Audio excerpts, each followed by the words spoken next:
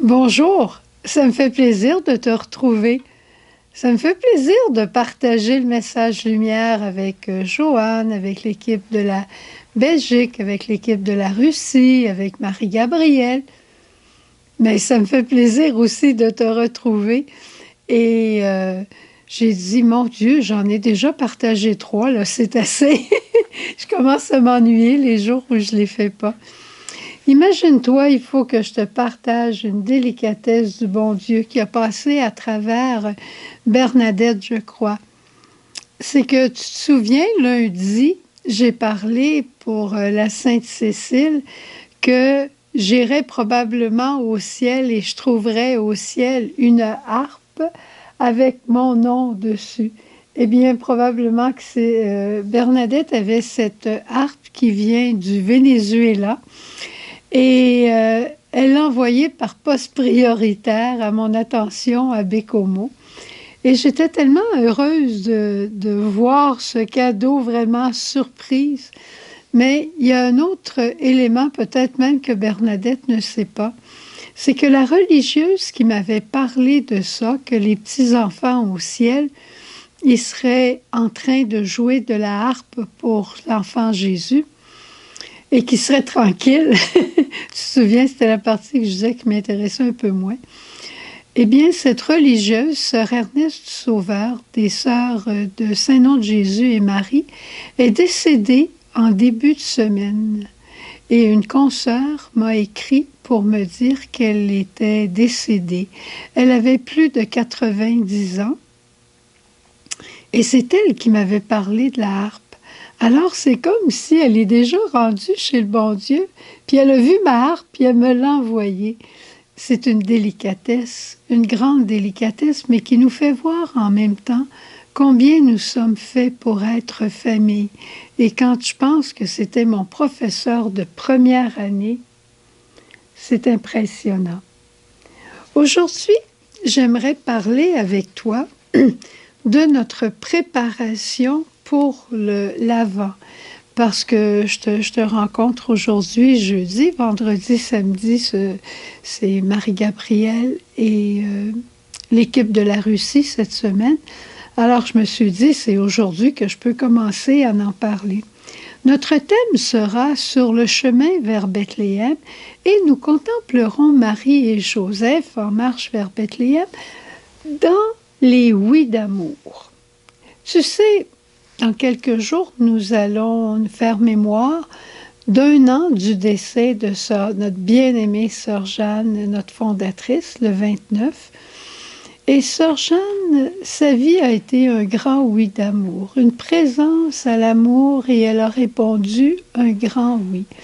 Et elle nous disait en tout temps et en tout lieu, revenez à la base de notre spiritualité, de l'expérience de providence, et multiplier les oui d'amour parce qu'ils ont une portée infinie au ciel. Tu te souviens de l'histoire du tablier aussi. Alors, nous allons multiplier les oui d'amour pendant le temps du carême et nous allons cheminer avec des cœurs de pauvres comme Marie et Joseph. On ne fera pas des grandes choses, mais on va faire des petites choses par amour. Et on ne fera pas seulement des petites choses par amour, mais on va les faire ensemble avec son conjoint, avec ceux de ma maison, avec ma paroisse, avec l'humanité, avec ma voisine. On va les faire ensemble, puis à ce moment-là, on va cheminer comme une famille au cœur de pauvres. Et qu'est-ce qu'on va faire spécifiquement? Est-ce qu'on va avoir une chose particulière à faire à tous les jours? Non. La particularité de nos oui d'amour de la journée seront bien simplement ceux que les événements nous présentent. Parce que dans les événements, la main de Dieu Père est là. Arrive quelqu'un à l'improviste, oui d'amour, d'accueil. Arrive quelqu'un qui me demande un service, oui d'amour, de service. Quelqu'un me téléphone, oui d'amour, d'écoute. Tu vois, les événements sont remplis d'occasions où je peux offrir au Père mes oui d'amour.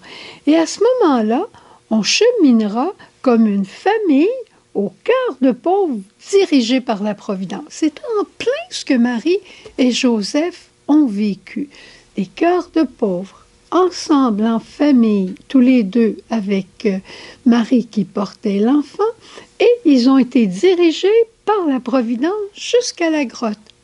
Ils ont frappé à beaucoup de portes, il n'y avait pas de réponse, mais ils ont trouvé la grotte, dirigés par la Providence.